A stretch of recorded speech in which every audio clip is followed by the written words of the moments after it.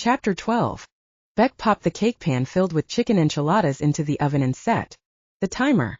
Denise and the mysterious Grant Lacey were coming over to discuss a werewolf serial killer.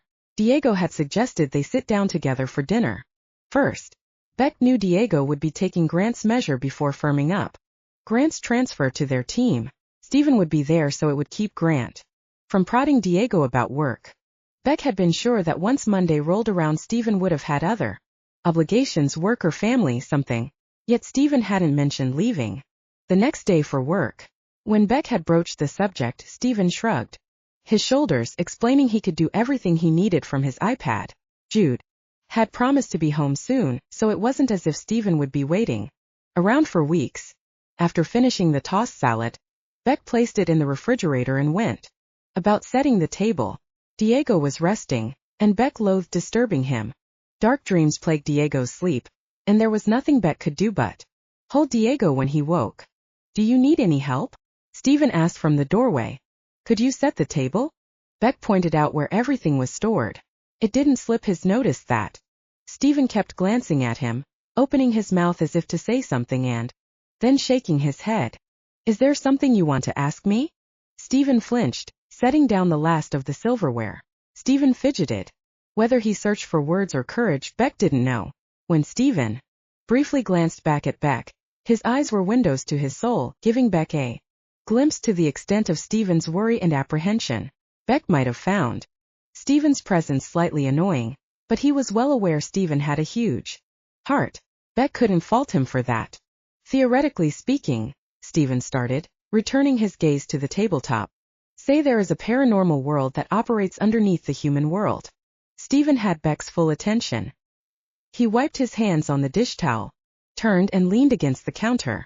"Okay, hypothetically speaking, some of the paranormal species have strict rules about who they're allowed to reveal themselves to, but when someone isn't on good terms with their species, they don't have access to said information or the ability to go through the proper channels. What kind of information would that person need?" Stephen licked his lips, resting his fists on his hips. "If that someone thought that, well shit, they're going to kick my ass anyway." Stephen sighed and looked up at Beck. "Are you or Diego an agent of ION?" It was Beck's turn to study the floor while he thought. "Is there a reason you need to know? If you are, then you'd know about werewolves, shifters, and other paranormal beings. You'd understand when I say Jude left with werewolves and we probably won't see him until after the full moon. I want you to know I'm trustworthy, even though my people have abandoned me." "And why would they abandon you, that is?" Beck asked cautiously. "Because I don't have the abilities of my race. I'm the third generation of a family line that's as mundane as humans. The leaders have discarded my father, grandfather, and me to the human world.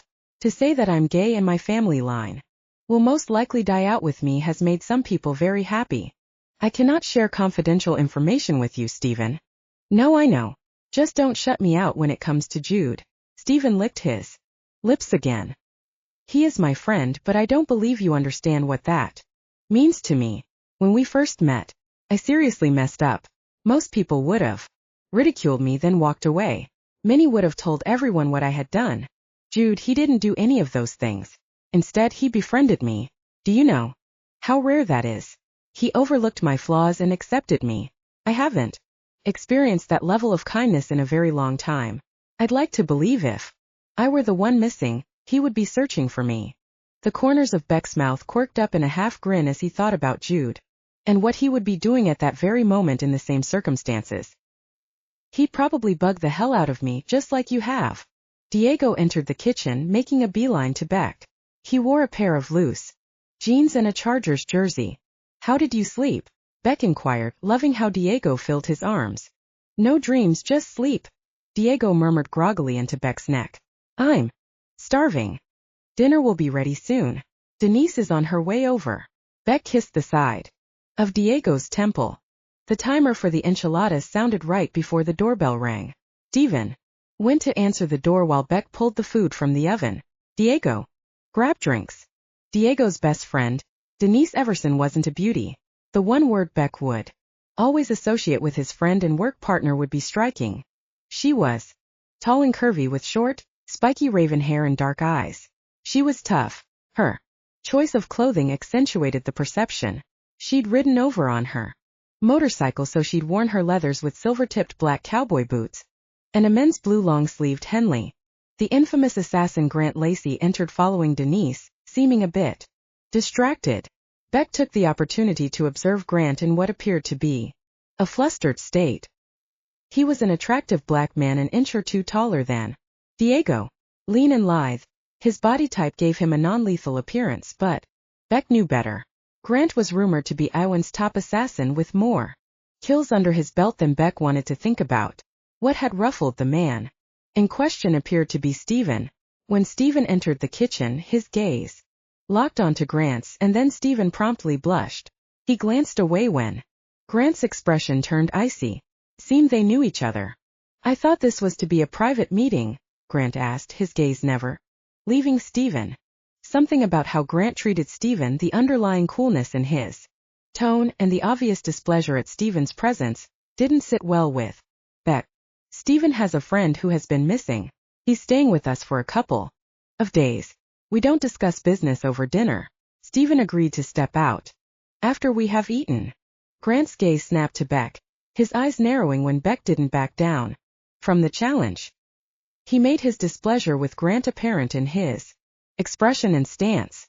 For a moment he thought Grant would object, but then Grant shrugged and chose a chair at the table. Stephen looked as if he'd rather be somewhere else. Diego must have noticed the exchange because he drew Stephen to the side. Has that hombre hurt you? Diego asked. Beck read the tension in Diego's body language. Diego was gearing up to hand Grant his ass, and Beck had no doubt Diego could do it. Grant had a deadly reputation, but Diego wasn't intimidated by anyone. Stephen's blush intensified. The pink in his cheeks flushed to crimson, not only in his face but on his neck as well. I'm sorry, Stephen began. He leaned closer to Diego, whispering, Grant used to be my partner. We have a complicated past. He doesn't like me associating with people he knows. The Pendejo is upset because of what? That you're here with us, Diego asked, outrage causing his voice to rise with each word. Grant gave a rude snort from the table, and Stephen's countenance hardened. Beck held his breath as Diego responded, turning a steely gaze on Iwan's top assassin. It seemed Stephen had grown on Diego as well.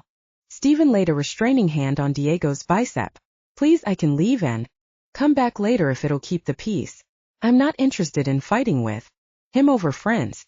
Life for me is hard enough without dealing with his petty jealousy over something this simple. Beck hid his grin when Diego affectionately patted Stephen's cheek before he turned to Grant, stabbing the air with his finger in Grant's direction as he spoke. You won't disrespect my friends or La Familia, hombre. I won't tolerate rude behavior, and you're riding the edge of me kicking your ass. You're in my house sitting at my table, and soon you'll be eating my food. You cannot act in a respectful manner. Then you're off my team. I don't give a damn how good you are. No me jodas. Comprend. Beck waited. As Iwan's most lethal assassin, Grant had been recruited when he was 16 years old and unable to control his abilities. He didn't know why Stephen's presence had caused such a negative reaction, but Grant would understand that, assassin or not, Diego wouldn't hesitate to show him the door. Grant leaned back in the dining room chair, hands raised in the air, palms out. His cold eyes steadily held Diego's. Beck's temper rose at the challenge. He saw there. That icy dark gaze moved to Stephen. Beck had to hand it to him. Stephen didn't flinch or give any indication he was frightened. To Beck's surprise, Grant's flinty stare warmed and softened. I apologize for my rude behavior. I'm sorry to hear about your friend. I hope you find him alive and well. Stephen's eyes widened before he cast his gaze down. Thank you. Apology accepted. A hint of a smile, a mere lifting of the corner of Grant's mouth was there and gone. Stephen's body language gave away he was still attached or perhaps attracted to Grant, X or not.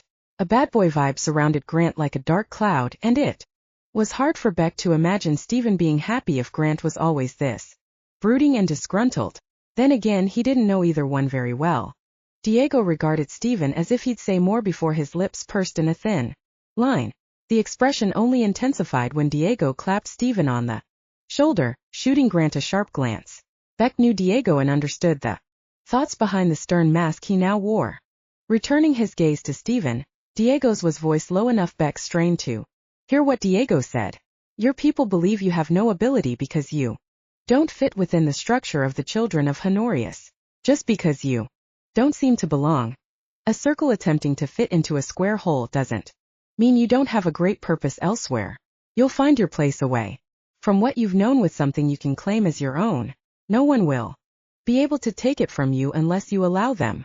In the scheme of things, Beck knew he shouldn't be surprised Stephen wasn't quite human. If he hadn't been so worried about Diego and Jude Stevens' behavior would have caused Beck to question him earlier. On top of that, Stephen didn't have the manner of someone from the very secretive clan of magic users. Then again, if Stephen had no talent, then Beck could imagine he'd spent his life shunned by an ancient people he should have been able to call his own. Stephen stared at Diego with a hopeful expression as he swallowed audibly. Okay, thank you. Beck lightly grasped Diego's elbow when Diego swayed, his eyes returning from faraway look. Are you all right? Stephen asked softly. Beck noticed Denise suspiciously eyeing their small circle. Even though she was Diego's best friend, they'd agreed to keep Diego's emerging talents between the two of them. No doubt, she'd later demand to know what all the whispering was about, and Beck wasn't sure what they would tell her. Diego blinked a couple of times. I'm fine. Feel. I don't know how to explain, but something is coming soon. Beck met Diego's hazel eyes. No explanation needed, he reassured. They all took a seat at the table for dinner. The silence created an uncomfortable edge as the food was passed around. Beck didn't miss how Grant attempted to ignore Stephen, but as soon as he or Diego touched Stephen, Grant glared daggers. Beck squeezed Diego's thigh when Diego smiled broadly, clearly baiting Grant. Between the disapproving stares, Grant's eyes became distant and thoughtful.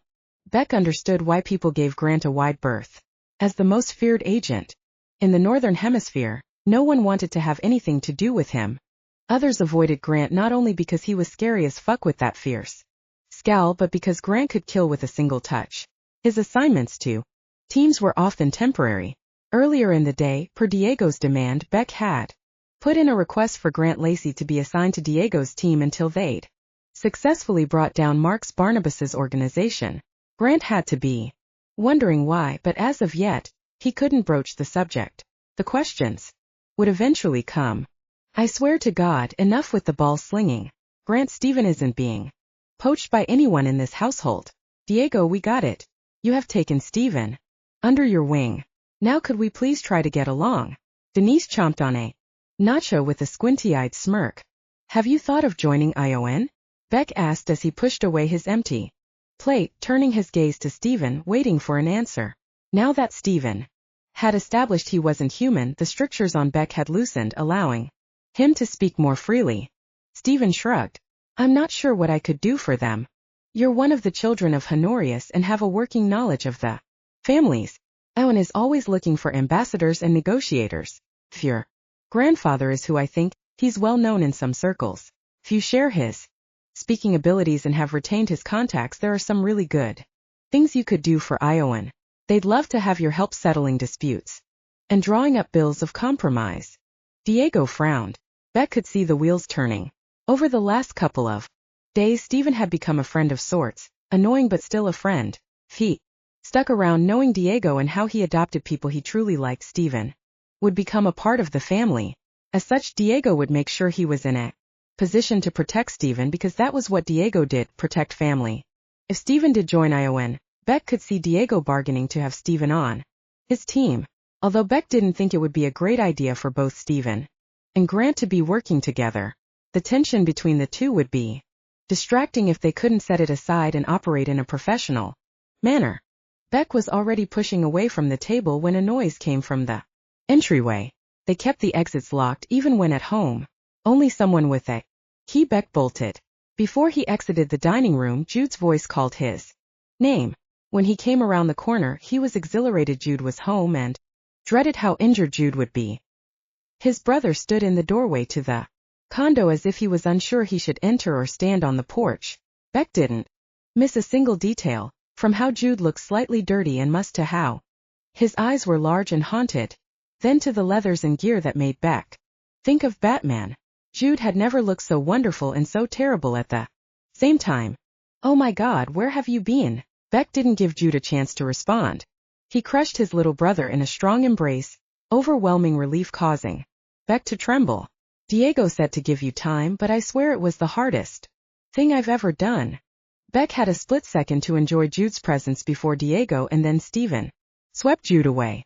As Beck observed their joy at Jude's return, he noticed several other things. He'd always thought of Jude as his little brother. Barely more than a boy, but Jude wasn't a boy, was he? In the last few days, Jude had aged. The evidence was in his brother's eyes and the way Jude carried himself, as if he had finally sloughed off the awkwardness of youth and drew on a mantle of cool confidence. But that wasn't the only detail Beck noticed. Jude's clothing had changed from the college staple of baggy jeans and t-shirts to form-fitting leather that hinted at a body that could do dangerous things. Dark pants that laced up the side squeezed Jude in places Beck refused to look at. The ensemble was encased by a thigh-length leather jacket. Beck's concern spiked when he noticed blood caked in Jude's hair but no obvious wounds. Stephen fell upon Jude in relief. You're okay. How can you be okay? I know. Your arm was broken. The werewolves wouldn't allow me to get you help or to go with you. How can you be okay? Hell, who cares? Jude laughed as Stephen crushed him again, and even with the rising sense of foreboding, Beck couldn't help but grin at the sound. Why are you carrying a sword? Diego asked. For a moment Diego's questions confused Beck because Jude didn't know right. Before Beck's eyes, a haze of bright sparks burst over Jude's left shoulder, revealing the ornate, leather-wrapped handle of a sword. How the? Beck didn't know what to ask. From the dining room doorway Denise gasped. The druid sword. How did you get your hands on it? It's been missing for centuries. She quickly crossed the floor, her gaze never leaving the blade. Stop! Jude barked, his eyes flaring wide in obvious alarm as he retreated from Denise. But she ignored the warning in Jude's voice. Before Beck knew what was happening, Diego pulled him to the side and held him firmly. Don't interfere. Denise and Grant converged upon Jude, their sole interest on the blade Jude carried. Stephen stepped protectively in front of Jude, his hand held out as if the gesture would ward off the two. Beck had never seen Denise so single-mindedly focused when not on a case. They came across relics all the time. Some were dangerous and needed to be reclaimed by Ion, but the harmless ones were left in the possession of the bearer. Everything Beck knew about the famed lost druid sword didn't warrant the attention Denise and Grant now gave. Get out of my way, Stephen. Owen has been searching for that relic. Cannot be left in the inexperienced hands of a boy, Denise snapped. Her anger took Beck by surprise. When he moved to go to Jude's aid, Diego refused to release him, whispering, No, wait. No, don't you see? Stephen started, but was interrupted by Grant. Don't be stupid, Grant snapped. You don't know what goes on here. Grant grabbed Stephen by the arm and yanked him out of the way. No, don't. Stephen's yell fell on deaf ears. The condo's front door burst forward, the wood around the latch exploding inward, startling Denise and Grant before they could grab Jude. Werewolves flooded into the house, protectively surrounding Jude as they gathered him to them, all the while pushing Denise and Grant away. As he watched the scene unfold, Beck allowed Diego to pull him further back from Jude and the door, too astonished to protest. He'd never seen so many werewolves in one place. In public they always traveled in twos with no more than 6 seen together at once. The air of violence still hung about them, but it was different, not blindly aggressive but protective, and the center of that protectiveness was Jude. Old prejudice against the werewolves rose in Beck, tempering the momentary awe he felt at the change to known werewolf behavior. Wait and watch, Diego whispered into his ear, looping another arm around his waist. His trust in Diego was the only thing keeping Beck from interjecting himself into the situation. His stance, although seemingly relaxed, was just an illusion. Beck would launch to Jude's defense against the werewolves or Denise, regardless of whether she was his friend or not. Stephen shoved Grant away, anger flashing in his eyes. As I was saying, you shouldn't touch the druid's sword. Denise appeared impatient, but the wall of a dozen werewolves detoured her. Why? She snapped. She was never one for patience. Because if you touch the sword once it has been claimed by the owner, you will die. Stephen spoke as if Denise was an idiot for not knowing that very important detail. She had access to the same information as Beck. Druid relics attached themselves to only one individual. No one attempted to steal them because to do so lead to certain death. That Jude was a bearer of such a relic made Beck's head swim with the implications. Denise notched her chin in the air, taking in the men surrounding Jude. She had to see what Beck saw.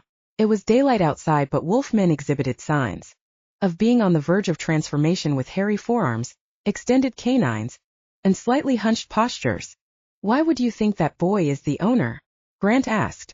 Beck had thought of Jude as a boy earlier, but hearing the condescension in the way Grant spoke of Jude, Beck struggled to keep from punching Grant in the jaw. As Iowan agents, you should know your werewolf lore, Stephen said in an admonishing tone. He met Grant's glare, his posture straightening as his mouth visibly tightened. When neither Denise nor Grant said anything, Stephen continued. Your actions could have started a war with the werewolves. Beck was surprised at the incredulous look Denise shot Stephen, which he obviously ignored as he once again placed himself between the werewolves and the two. If Beck had any remaining reservations about Stephen, they were quickly wiped away by Stephen's loyalty to Jude. Denise could be scary in her own right. That Stephen chose to not only face down her, but Grant as well, spoke volumes. The legendary druid sword of Johil is a druidic foci, key to the one who made it. Once the owner responds to the sword's call and takes up the foci, it is his, and none other than his shield may touch it. The sword, being an extension of the druid, cannot be seen unless the druid draws it or someone with the sight attracts attention to it. Listen closely to me when I say no one but the druid may handle the foci. Stephen glanced at Diego. If you hadn't said anything, no one would have known Jude carried it. Jude cannot possibly be a druid, Denise argued, edging closer. The werewolves responded by further closing Jude into their circle. Denise, Stephen snapped. Don't attempt to take the sword from him.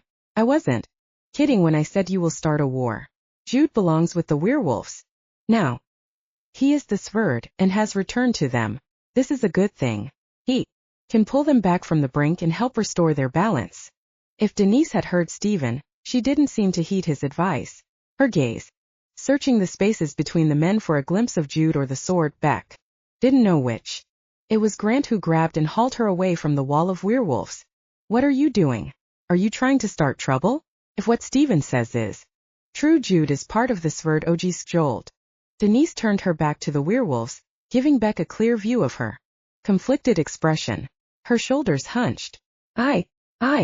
You're an acolyte of the oracles. Have they issued an order to hand the sword over to them? Diego asked. He sounded merely curious, but Beck knew better.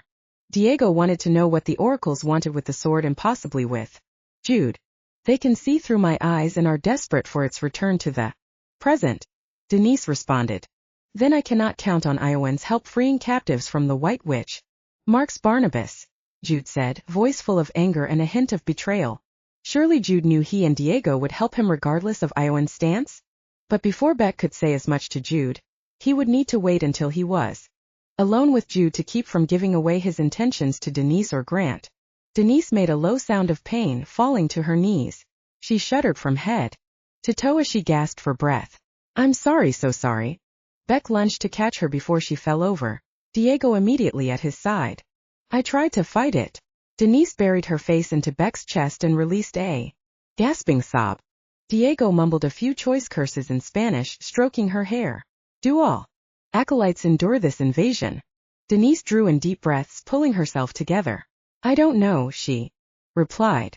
I was surprised when Sterling pulled me into the program. Jude made a noise of utter disgust but didn't interrupt Denise. I'm an empath and mildly clairvoyant, not psychic. Now I wish they'd release me. They refused to answer my missives on the matter. This is why you haven't visited us outside of work? Diego asked. Denise didn't reply, which was answer enough for Beck. Was she afraid the oracles were going to spy? Why? What were they looking for? They believe you're a catalyst, Diego. They know better than to try and control you, but Denise appeared sick, all color bleached from her skin. Diego nodded, his expression a grim mask matching how Beck felt. They'd worked hard to keep the extent of what Diego could do from Iowan and the oracles. That the oracles would use Denise to spy on him pissed Beck off, and the discomfort it caused Denise was reprehensible. "Denise," Jude called from the midst of the werewolves. "I believe I might be able to help you if you'll allow me." Denise kept her eyes averted from Jude, as if she was afraid of what would happen if she looked upon him. When she didn't answer, Jude stepped away from the growling wolfman, reached over his shoulder, and drew the sword as if he'd been doing it all of his life. The ring of the steel filled the enclosed space. With a tone so pure and beautiful Beck had to blink back tears. Frozen by a sense of awe, Beck watched his brother slice his index finger against the razor edge before he approached Denise. Jude knelt next to her, his werewolf bodyguards close enough behind him they touched Jude. He didn't seem to mind. When Jude spoke, he sounded different. Resigned, as if he was reluctant. "I can release you from their influence. Be warned, if I do, they won't be able to bind you again, nor can they ride within your mind. So think upon it." Jude's face scrunched as if trying to recall something he barely remembered. "I think that once upon a time, unwelcomed riders would have been punished. But don't quote me on that. Don't know if these oracles have ill intentions toward Diego or Beck, but the fact they have forced themselves upon you and refused to withdraw at your request speaks of an abuse of power." There was a surety in Jude's voice that was reminiscent of how Diego sounded sometimes when he spoke of Iowan. Beck stared at Jude. The person in front of him was and wasn't his brother. Where once Jude had spoken of Iowan with wonder and admiration, Beck now detected Jude's disappointment. He sounded like an authority who had the right to reprimand the oracles as if they were wayward children. He glanced at the sword Jude held, finally allowing himself to acknowledge what Stephen had said earlier. Jude was the Sverd, an actual druid, and Beck had a tough time wrapping his mind around this new fact. Never once had Beck read druids could be born. They were made, created, but never born, and yet Jude knelt in front of him patiently waiting for Denise to give him an answer. Beck wished he knew what had happened in the last few days to alter Jude to this extent, but now wasn't the time or place to question his brother. Denise stirred, raising her eyes to Jude's. "Let's do this." Beck released Denise, making sure she didn't topple over as she rested on her knees.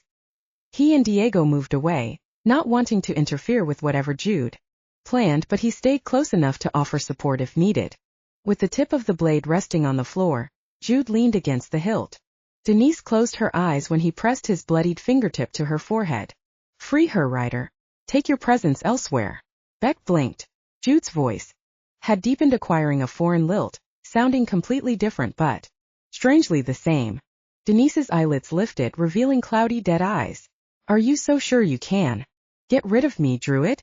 Have you let yourself forget the lessons we taught you the last time we crossed paths?" Denise's unnerving gaze flicked around the room. "Which one of these twisted wolves is your shield?" When Jude didn't answer, Denise's expression took on a cruel mien. "Or have you carelessly lost your protector already? You cannot throw us out." Beck didn't understand what was going on, but Denise obviously wasn't herself. Whatever had control of her was a danger to his brother and everyone else present. Denise's eyes flared a sickly yellow. Jude gasped at the sight but didn't remove his hand from her. Without a word, Diego moved and gripped Jude's shoulder. At the same time, Stephen wrapped a hand around the nape of Jude's neck. Denise slumped and Beck caught her, holding her, unsure if he should move her to break the connection with Jude when his brother shuddered, his eyelids falling closed, and his expression going tight with concentration. "They give us a little boy," Denise taunted. Jude inhaled and trembled. Surprisingly, Grant knelt and grasped Jude's elbow, his expression filled with concern. Beck sensed the change before the air crackled with tremendous energy power. Jude's eyes snapped open and pinned Denise with an unforgiving stare. "Release her, Ryder." "Ver Borte," Jude demanded, his new accent becoming thicker as he came nose to nose with Denise. "I will come for you soon enough. Not even the white witch can shield you from me." Before Denise responded, a rush of electricity encircled their small group. Beck could barely make out small dots of light, like fireflies floating in the air around them. The more that gathered, the brighter the energy glowed. Beck had never seen anything more beautiful or more terrifying. The tiny Points bounced joyfully off everyone except Jude and Denise. The feel of the energy shifted.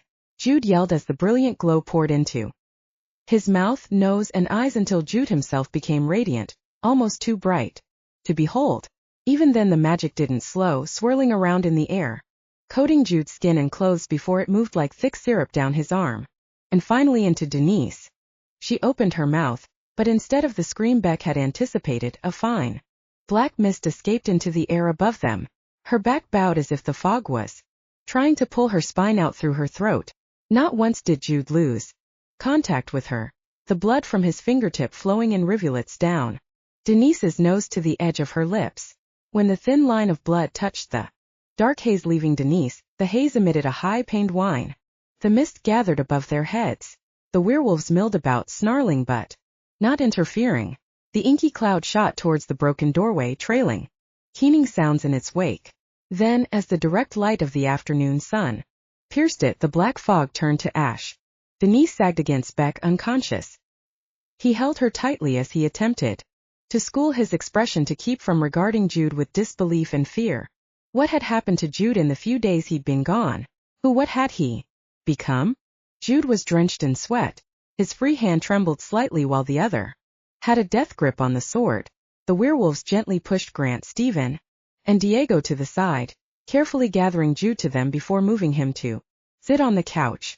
They caressed him and brought him water, offered him jerked meat and hovered protectively. Beck had never seen such behavior from werewolves before.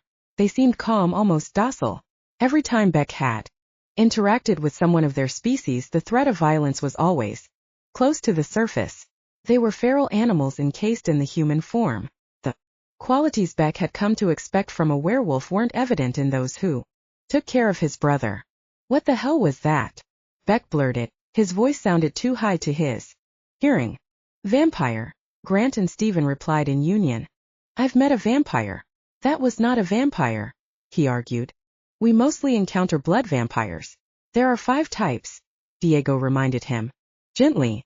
Beck looked at Stephen. Which one was that thing? Stephen scratched the nape of his neck. That creature was a psychic vampire. Or more precisely, a part of one. A vampire that can slice and dice itself and be inserted into people? I don't remember that being in the book, Beck argued, pissed and more than a little terrified. Stephen scrubbed a hand over his face, his growing agitation clear to see. They're very rare. Most believe the race was hunted to extinction. This isn't good, you guys. Physic vampires are not supposed to be immortal. The last recorded sighting was maybe 200 years ago, and it was killed by a blood vampire. If one escaped the massacre, this is bad. Diego clapped Stephen on the back. Welcome to the team. Stephen's mouth resembled a fish, his big brown eyes wide with shock. Rising to his feet, Diego took Denise from Beck and lifted her into his arms, allowing Beck to rise to his feet. I'm going to put her in the spare bedroom. For now. Beck nodded, watching Diego carry Denise away and hoping she'd be okay. Would there be any long-term effects from the psychic vampire? God, Beck. Hope not. Turning his attention back to Stephen, Beck grinned. Stephen scowled at Diego's retreating form, snapping his mouth closed. Grant offered Stephen his hand, helping him to rise from the floor. It wasn't lost on Beck that Grant's hand moved to Stephen's back, not breaking the connection between them. Beck walked on shaky legs to where Jude sat. The werewolves didn't warn him off, but neither did they move away. The idea of personal space seemed to be lost on the wolfmen. Beck pushed Jude's hair back from his forehead, checking for a temperature and looking into Jude's eyes to see if they were dilated. Are you okay? Jude grimaced, though he attempted to turn it into a smile. Beck wouldn't tell him he'd failed miserably. Yeah, that was weird. Jude's expression said. Scary. Whatever Denise thought, the oracles weren't writing within her, only that thing. She was lied to. Beck didn't think Jude's expression could sour more, but it did. I have some info you're not going to like. Earlier a man by the name of Sterling came to the Moonlands. I thought I recognized the name but wasn't sure from where. Denise said Sterling is the one who did that to her. There can't be that many people by that name who are known to Iowan and the werewolves. Beck sat on the coffee table facing Jude. The sword was sheathed in the scabbard strapped to his back, the handle once again appearing over his shoulder. While Beck thought over Jude's implication, he took Jude's hand, looking for the cut, and frowned when he found none. He swiped his thumb over Jude's fingertip, his thoughts nervously skipping over the how to mull over Sterling Jones instead. It was unheard of for an agent to work with an enemy. There were safeguards in place that were supposed to keep something like that from happening. He barely kept from rubbing the runes on his wrist in response to his thoughts. If Sterling was a traitor, how did he get by the contract? Unfortunately, he couldn't voice his thoughts aloud because those very same safeguards magically tied his tongue. We need to wait for Diego to have this conversation. Noticing Beck staring at his hand, Jude leaned back with a loud sigh. Well, my something extra woke up.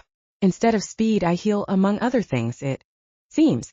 Although, it could be attached to the druid thing considering everything I've learned today. Beck prodding the unblemished index finger, flicking the dried blood away. He had so many questions, but he was half afraid of the answers. I found Levi. Well, more like he found me. Jude grinned, the darkness chased from his countenance and replaced by sheer joy. So there's no question he was the werewolf? Although he'd asked, Beck knew the answer. He'd hoped they'd been wrong. When he asks me to be his mate, I will say yes, Jude confided, watching Beck closely. Beck saw the joy those words gave Jude. He struggled with his personal prejudice. The quiet werewolves around them reminded him that perhaps he wasn't completely correct in his judgment of the species. For Jude's benefit, Beck would try to put aside his bias. Together we are, as Stephen said, the Sverd Ojskjold of the werewolf race. They haven't always been like this, Beck. They lost their sword and shield 500 or 600 years ago. The mated couples became the only source of balance. Then Marx Barnabas kidnapped the mates and held them prisoner, blackmailing the werewolves to work for him. Why didn't the werewolves come to Iowan for help? Beck asked, but then frowned because the reason why was quickly becoming evident. His tone hardened. Anyway, he didn't much care for how the werewolves pulled Jude into the dangerous games Marx played. His knowledge of the lost Sverd Ojskjold was rusty, but he was afraid that no matter his personal opinion, Jude was going to pull deeper anyway. The female werewolf sitting next to Jude looked exhausted, but her tone was sharp. I had to watch as my son was tortured and killed, Agent. The witch made sure we knew what would happen to our families if we crossed him. Every error we made, our mates paid the price in pain and blood. They have been scarred and brutalized for every failure, every mistake, and every time he thought we were attempting to move outside of the invisible prison he put us in. The White Witch would send us videos of our loved ones to show us what happened when we failed. Tell me, could you have done anything different knowing the outcome? Would you doom your lover to certain death? Beck couldn't meet the woman's gaze. He'd like to say he'd do what was needed in order to bring down a monster like Marx Barnabas. He'd seen countless reports of the atrocities Marx had committed. But glancing at Diego, who stood at the entrance to the hallway, he wasn't sure what his choices would have been if he'd stood in the shoes of a werewolf. If going to Iowan for help or being seen with an agent would cause such harm, then why are you here now? Beck asked, shoving the question of his actions aside. Jude sat forward, pinning Beck with an intense gaze. I know the location of the mates, but we need help. We have to go in tonight and free them. They'll be moved tomorrow. Hector stressed, it has to be tonight. Hector. Diego's voice had a strangled quality that drew everyone's gaze.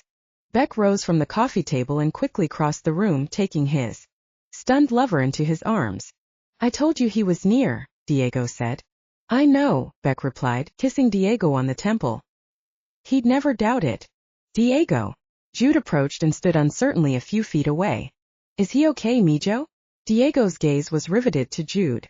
He's different, changed I think because he smells like a cat but looks very much like you. He's had a hard life, but he lit up when he said your name. Promised to pick up something for him tonight. Will he be there? Diego's voice broke. Beck squeezed him tighter, knowing how hard this conversation was for him. Jude's expression changed, filling with sympathy. No, Hector said it wasn't time yet. What does he mean by that? Diego exploded, breaking away from Beck's embrace, and swept the contents of the hall table onto the floor in one angry flourish. He's been there too long. It should have been me. Beck grabbed Diego from behind.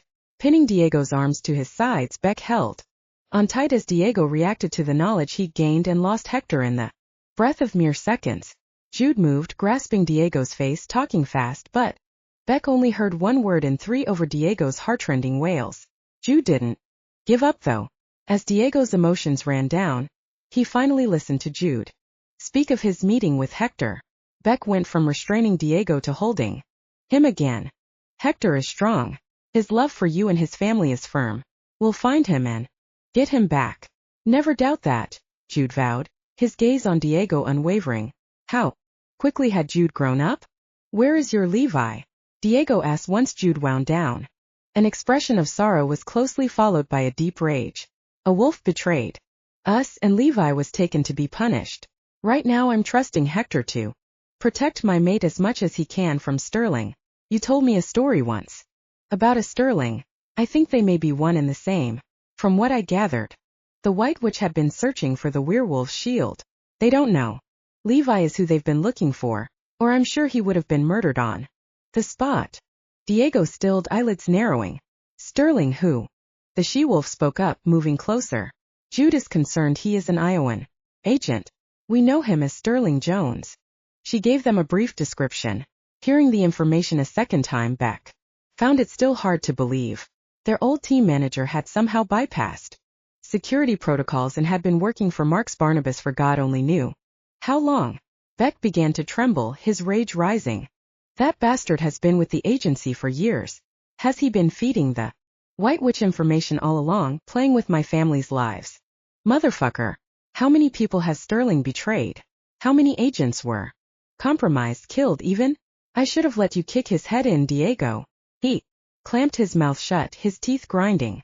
The agency's rune on his right wrist gave a warm tingle, warning him that he was perilously close to saying too much and breaking Iowan's rules. Silently, Beck swore when he found the asshole he'd rend the man into pieces. You didn't know, Jude said, trying to placate him. All those years ago, I suspected something wasn't right. I chalked it up to him being an asshole. I should have done something more. He breathed through his mouth, trying to soothe himself. Beck rubbed his wrist, glad the sensation was gone. He was afraid that as the day wore on he would be pushing the limits of his contract with Iowan. There's something else. Jude waited until he had everyone's attention. Hector told me where he hid his cubs. I don't want to screw this up. Too many families are depending on me to succeed. Diego pulled out of Beck's embrace and took his phone out of his pocket. Let me make some calls, Mijo, and we'll go shove our foot up the Pendejo's ass. Diego strode down the hall toward the master bedroom, cell phone to his ear. Antonio, I need to call in a couple of favors, SA for La Familia. As Hector. Yeah, he got a message to me and he needs help. Seaside. Diego's voice was lost once he entered the master bedroom. You mentioned a traitor earlier. What happened to him? Beck asked while they waited. The afternoon sun dipped low in the sky. There were only a couple of hours until dusk. Beck could see the effects on the werewolves the closer evening came. The she-wolf answered. After Jude cursed him, we dropped him and our remaining mates with a shaman we know. He has a place to hold down for us until we regain control of our council. Beck held out his hand. I'm sorry, I didn't mean to be rude. I'm Beck Zell, Jude's older brother. The woman grinned and shook his hand. I'm Sela, alpha mate and leader of the Arctic Pack of Mercury. Diego came back with 3 sluggers. Help is on the way. We need to wait until dark anyway. My people will be at their strongest in a couple of hours, Jude replied. This isn't all of your pack, is it? Beck inquired. He couldn't imagine an alpha being in public on one of the days of the full moon without more werewolves being about. No, they're resting in the bus. Normally we sleep all day at this time of the month, Sela answered. That isn't in the book either, Beck mumbled under his breath, his gaze going to the shelf that held the agency's manual camouflaged as a classic volume of Sherlock Holmes. Stephen stepped into the kitchen archway. Why doesn't everybody come and grab some food while you can? Grant and I reheated everything. Beck looped an arm around Jude's neck, needing the contact with his little brother. Before they could follow the werewolves into the dining room, Diego caught Jude's arm. Hector has children? Jude gave Diego a warm smile. 4 of them. He called them his cubs. Chapter 13. Jude double-checked his utility belt again. With nothing to occupy his mind, he kept dwelling on the upcoming confrontation to free the wolf mates. He was terrified he'd do something wrong and they'd lose this chance. So many people depended on him to get them past the Guardian. Even Hector had entrusted his family to Jude's care. He didn't have a clue what he'd done to Denise. He'd acted on instinct and listened to the whispering in his head. Quickly he pushed that memory away. The fear it invoked was an emotion he couldn't afford. At the moment, to add to the levels of stress suffocating him, Jude was experiencing more and more weird flashes of memories of Yelf's life. Odd bits and pieces of information would pop in his head about plant lore, druidic rites, runes, and circles. He desperately needed those surfacing memories to stay where they were, at least until this ordeal was over. He was afraid he would jeopardize the operation, distracted by what was going on in his head. Worst of all, Levi was a part of the new recollections. He didn't look like himself, but Jude recognized the presence of Levi's soul as it shone through the stranger's countenance. In some of the visions, Levi died bloodied and broken. Jude shunned those memories, placing the most painful ones in the vault within his mind, but they also fed his fear of what could be happening to Levi in the hands of Sterling Jones and the White Witch. Jude didn't want to believe the visions were real and tried to soothe himself with the thought that Yelf's memories belonged to another time. Weren't the landscape, the buildings, and the archaic clothing proof? But the rationalization didn't keep his heart from faltering in his chest, nor could he shake the sense there was much more to come, and he wasn't sure he wanted to remember. Diego materialized out of the shadows next to him, thankfully breaking him out of his dark thoughts. A black beanie sat low on his forehead. Both he and Beck had left the house decked out from head to toe in the color. Jude thought they looked more like professional burglars than agents for a secret organization. "Are you ready?" Diego asked. "No." "Yes." The friend of Diego's, Antonio Vasquez, arrived at the condo a half hour before dusk. The man had a hard, unforgiving face. The gauges in his earlobes and the low-cut mohawk didn't help to soften Antonio's countenance either. He made no comment about the busted door or the very obvious werewolves transforming in Diego and Beck's living room. He simply moved to the dining room and spread out the blueprints to the warehouse they would invade. Everyone gathered around. Antonio relayed detailed intel on the area leading into the district he called No Man's Land. The werewolves had been split into 3 groups, one headed by Grant, one by Diego, and the last group stayed by Jude. Happy that Bertel was assigned to his team, Jude pulled Bertel to the side for a short conversation, satisfied that if Jude were detained, Bertel would slip in and release Levi regardless of what happened. Antonio said there's something big and dangerous guarding the door leading to the wolf mates on top of the heavy security. "I know," Jude replied. "What do you mean you know?" "The shaman who had the information on this location warned me of what guarded the mates." Jude still didn't know how he'd defeat the thing or if he even could. "Why didn't you say something before?" "What is guarding the captives?" "A Nephilim or a demon. Depending on who you're talking to, they're one and the same." "I'm sorry I didn't say anything. I needed to be here tonight and I didn't want anyone backing out." Jude glanced at Diego out of the corner of his eye. That had been dishonest of him, he wouldn't deny that, but he couldn't feel bad about it. "Besides, I'm the only one who needs to worry about the Guardian. I'll handle it. Just make sure you keep security occupied." Diego appeared as if he wanted to say something more, probably considering dressing Jude down for the omission and deception, but seemed to think better of it. Finally, Diego clapped Jude on the back, his expression grim. "We will get to you as soon as we can." Jude merely nodded and clasped Diego's hand. Diego disappeared into the shadows again to meet up with his team a short distance away. "Team 1 in position," Beck radioed in, startling Jude. He'd forgotten about the small bud in his ear connecting him to the other teams. "Team 4 here, Novatos will be leaving the area," SA replied Antonio. "Team 2 in position," replied Grant with a barely concealed chuckle. "On my mark." Diego's voice was low but firm in Jude's earpiece. "Mark." From his hidden location, Jude watched, amazed how soundlessly Beck, Diego, and the werewolves moved. Relieved at the control the wolves exhibited, they needed to keep their heads and not fall into an aggressive frenzy in their need to free the wolf mates. Not for the first time that night he was grateful. The werewolves would be at their strongest for this deadly adventure. Jude checked his watch, 10 minutes to go. It was eerie he didn't hear any commotion. The knot in his stomach grew as the seconds ticked by. He didn't want to think about what Levi had endured. Rage surged through his veins, lighting a fire in its wake. Curling and uncurling his fingers, Jude ached to get his hands on the person who dared to touch Levi. He checked the time again, impatience eating at him. Jude wasn't sure what he'd do if Levi hadn't been brought here. He could barely control the rush of anger, hope, rage, fear, helpless fury. He wanted to destroy everything standing between him and Levi. Viciously, he pushed the vengeful thoughts away. That wasn't him, he didn't think that way. Forcing a calm he didn't feel, Jude recalled Diego saying excessive emotions would kill him if he couldn't control them, so he firmly packed them into a box. A detached coldness replaced the fear and anger. At least he was able to think clearly, remain objective, so he could get his fucking family back.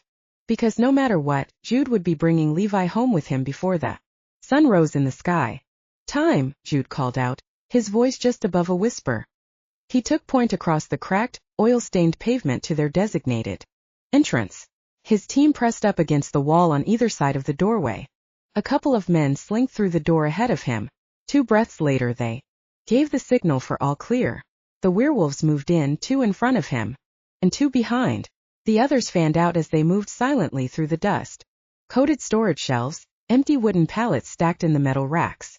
The werewolves quietly dispatched any guards crossing their path. The farther into the building they ventured, the tighter the tension became, until a scent tickled Jude's nose, awakening a dormant memory. Cussing under his breath, he quickly called a halt. They retreated until he couldn't detect the sickly, sweet scent. Pulling them together in a huddle, he quietly explained, "That strange scent we came across earlier belongs to a Nephilim by the name of Ramiel." Small hope bloomed within Jude when he realized his task might not be as hard as he thought. The werewolves regarded him patiently, unable to ask questions in their current state even though they understood him. "You're wondering if this is good news?" There were several nods. "It's hard to say because the answer is both yes and no. Yes, because the Guardian isn't a demon that can't be killed or negotiated with. No, because it is Ramiel and he has," Jude paused, not sure how to explain the situation to the werewolves, "a relationship with the angel Hydra. They're very possessive of each other. If Ramiel is trapped, well, there is a chance Hydra will attack me without questioning who took his lover first. But the other reason is Ramiel can create illusions. The sword will protect me against him, but Ramiel has the ability to control you, can even compel you to kill me. So I'm sending you back. You can't come with me. Split up and assist the other teams." The werewolves gave soft growls of discontent. Jude smiled. "You need to warn everyone else to stay back until I've negotiated with Ramiel. I don't want him to use you against each other." Jude could see they weren't happy with the turn of events, but neither was he. Jude crept back toward Ramiel and the doorway Ramiel guarded. The cloying scent of the Guardian was thick, causing Jude to think there was something terribly wrong with Ramiel. If Jude tried to breathe with his mouth open, it layered on his tongue and made him gag. The odor added to Jude's growing headache. The smell triggered his memory, supplying him with information about what would cause a Nephilim to give off such a sickly scent, but he wouldn't be sure if any of it would be helpful until he caught a look at Ramiel. At the end of the aisle, the space opened up to a cleared dock floor. The far side stood a large sliding metal door. To Jude's right were a dozen shipping docks, and to his left the warehouse's storage racks. Between Jude and the doorway leading to the wolfmates was a being sprawled on his side, asleep on the dirty concrete. From Jude's position, Ramiel appeared to be about 6.5 feet tall. A leather loincloth was the only clothing he wore. A large unwieldy chain shackled his muscular, alabaster leg to a ring embedded in the concrete floor. That in and of itself was strange, because Ramiel should have had the power to free himself, unless he was held by a spelled chain, but even then he shouldn't have been trapped. Jude scrutinized Ramiel, searching for clues as to how else he was being held. Ramiel's feet had long claw-tipped toes. His chest was well defined. His long-fingered hands were also tipped with claws, soft pink and purple. Iridescent scales covered wide shoulders and flowed in a waterfall of colors. down Ramiel's arms past his elbows. His face was softer than Jude had expected. His memories were spotty, but as he took in Ramiel's features they seemed right. Square cleft chin, full dark lips, sharp angular nose, deep set eyes and high, arched eyebrows seemed to have been pulled directly from the dreams he'd been having for the last year. In them Ramiel had been fond of. Jude, would he still be? Then again, why would Ramiel recognize him? Hair the color of blood fell in a riot of curls past his lean hips. Ramiel's head was crowned with 5 gleaming black horns, 2 curled like a ram's at the side of his head around the sharply pointed ears, 2 gently curled backwards. The 5th and final started at the apex of his temple and swept back, but not as sharply as the others. A large diamond was embedded at the base of the 5th horn.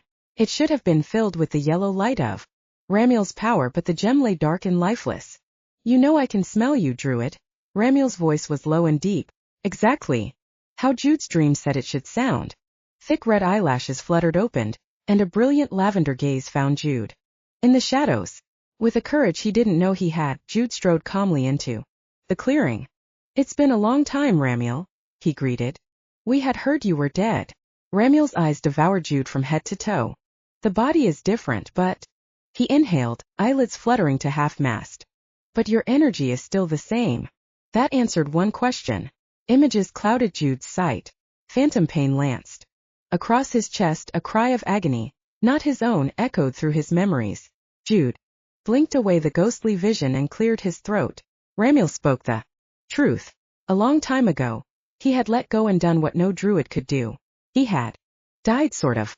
You heard correctly. The White Witch killed Yelf and his wolf mate, Jude said, trying to keep himself separate from that time. As an afterthought, perhaps he shouldn't have sensed he needed Ramiel to think of him fondly as Yelf. At one time Yelf had called Ramiel friend and lover. The double awareness made Jude feel ill and slightly disoriented. As much as he didn't like it, he had a feeling he needed Yelf to win over Ramiel so they could get to the wolf mates to Levi. So instead of continuing to internally fight with himself, he went with his instincts. Reluctantly he allowed the older perception of himself to have control, all the while praying to whoever listened that the choice was the right one and wouldn't cost him his identity. Ramiel's eyes clouded with sympathy even though his words were harsh. For what it's worth, I'm sorry to hear that. Jude took a couple more steps closer to Ramiel. Do you serve the White Witch of your own free will? Ramiel stared expressionlessly at Jude. I'm Nephilim, part angel and part man. Hated by some angels because I was born with free will, something denied to them. And yet here in this dismal place I have no choice at all. Ramiel kicked his leg, rattling the chain, drawing Jude's attention to what bound him. Does it look like I want to be here, Druid? Where is your mate, Ramiel? Why has he let you languish here under the thumb of the White Witch? Hydra. Ramiel said the name with such longing in his low, smooth voice. Jude squatted just out of reach, still leery of Ramiel's reception. He didn't believe Ramiel would purposely harm him, but he was set to guard the wolf mates, chained to the floor like a dog. His jewel that should shine with his power appeared dead and black. Even as powerful as Nephilim were, there were ways someone clever could trap and bend their will. The question was how tightly bound was Ramiel? Where is Hydra? Surely he hasn't left you here? He asked again. Ironic as it is, the White Witch caught us unawares. The chain is spelled to hold someone like me. Not only is Hydra unable to sense me to locate me, but I am incapable of killing the man who has imprisoned me. He commands and I have to follow his orders. Ramiel kicked the leg held by the chain again, frustration coloring his low voice. What are his orders? Kill any who try to enter that door. Ramiel tilted his chin over his shoulder. Jude relaxed a little. He could work with that. If I could free you, Ramiel, you'd be able to find Hydra and go to him. No. No? What do you mean no? Ramiel's expression turned from frustration to a deep sadness. His lavender-colored eyes swirling with unshed tears. The witch has cut off my wings. Jude gasped at a loss for words. At one time Ramiel had beautiful wings with feathers as clear as crystal. Ramiel rose to a sitting position, pushing his hair over his shoulder. They will grow back. The witch trims them every couple of months. I would be very glad to never endure another cutting. Jude thought he had to be crazy to even consider the wild plan that formed. Yes, at one time Ramiel had been a good friend, but being here meant the White Witch held sway over Ramiel's actions. Jude wasn't foolish enough to believe Marks Barnabas hadn't put in place safeguards to keep someone from freeing Ramiel.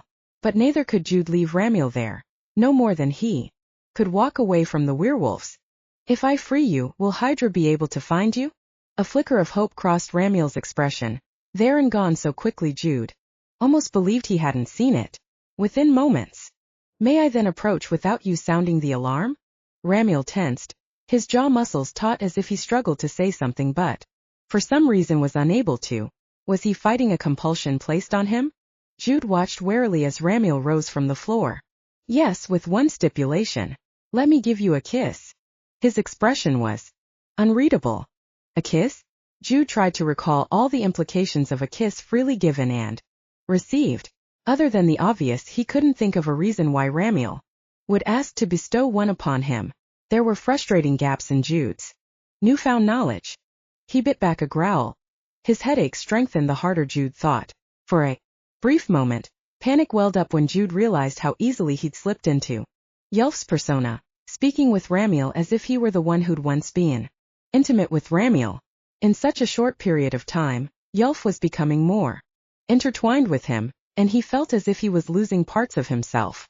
He didn't want to grow accustomed to the part that had been locked away, remembering Levi in a different form of spending an age with Hydra and Ramiel. The more Jude tried to fight it, the more his head pounded and he became confused, frightened. Taking a deep breath, he pushed away his inner turmoil. He had precious little time available to free the wolfmates, but first he had to get past Ramiel, so he turned his attention back to the question. Why? Ramiel regarded him solemnly.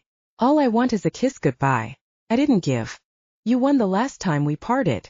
Jude frowned, and with a burst of sharp pain in his temple, he recalled one or two important details he'd forgotten. Something wasn't right. Kisses from Nephilim bestowed gifts, blessings, or healing, even life and death. Which of these would Ramiel grant him? Did he trust Ramiel? Yes. He just hoped it wouldn't cost him his life. Without turning his head, Jude lifted his gaze toward the ceiling, noting the for cameras and guessing the number he couldn't see. He needed to get closer to Ramiel in order to free him. Was the request a ruse to give Jude that opportunity? He decided to play along. You know I'm committed, Ramiel. I won't kiss anyone other than my wolf mate. Jude made himself stride over that invisible line. He'd be vulnerable to Ramiel, susceptible to attack. He had no doubts the White Witch had placed compulsions on Ramiel, and that he currently fought to keep from attacking Jude, the fine sheen of sweat and trembling muscles confirming Ramiel's inner struggle. Jude had to trust that Ramiel still felt a sort of affection for him, and wouldn't harm him too much for the chance to be free. Moving within arm's reach, Jude could see what he'd missed from a distance but should have known. From the cloying scent in the air, Ramiel was sick. How long have you been cut off from the host? Ramiel gave a weak, sad smile. I don't know anymore.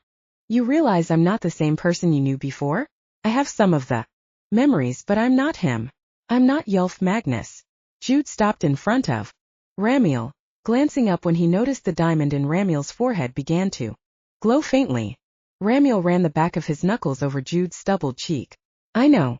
Your spirit smells the same, but the body. I know. Jude held perfectly still as Ramiel caressed his chin with a thick thumb, before pressing his cool lips to Jude's forehead.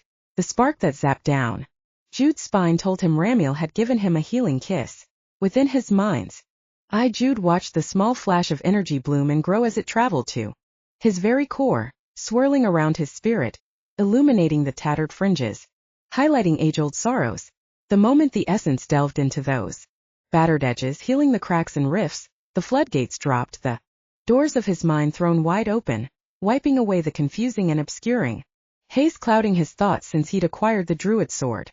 Jude had no choice but to remember everything.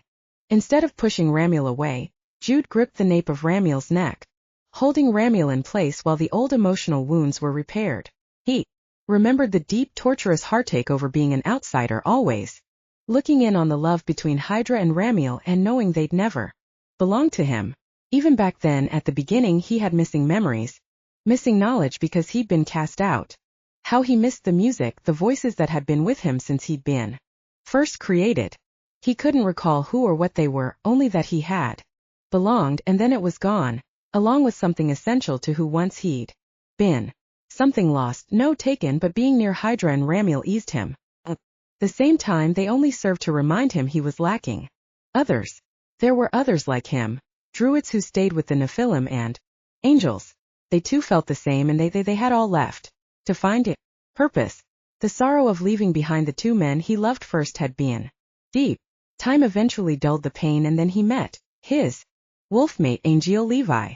Pulling back, Jude gazed into Ramiel's lavender eyes. I didn't know, Jude gasped. I didn't know. I'm so sorry. Ramiel brushed away Jude's tears. I know that now. He blinked rapidly, trying to wade through centuries-old emotions that were suddenly fresh, newly made to find himself again. He was Jude Beck's little brother. He needed the reminder desperately. Who he was today wasn't a person from a past he hadn't lived.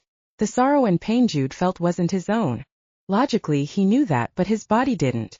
He wanted to curl up in a ball and wail with the raw emotions that had been tapped and unleashed by Ramiel's touch.